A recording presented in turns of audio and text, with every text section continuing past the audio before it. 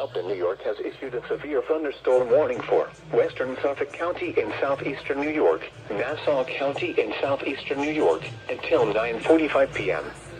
At 8:47 p.m., a severe thunderstorm was located over Lower East Side, or near Crown Heights, moving east at 30 miles per hour.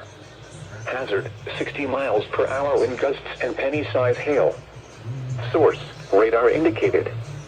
Impact, expects damage to trees and power lines. This severe thunderstorm will be near Elmont around 9:05 p.m.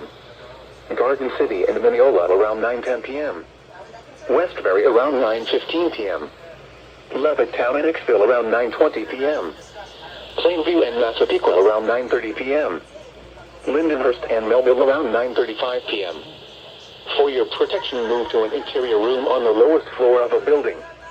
Large hail, damaging wind, and continuous cloud-to-ground lightning are occurring with this storm. Move indoors immediately. Lightning is one of nature's leading killers. Remember, if you can hear thunder, you are close enough to be struck by lightning. Torrential rainfall is occurring with this storm, and may lead to flash flooding. Do not drive your vehicle through flooded roadways.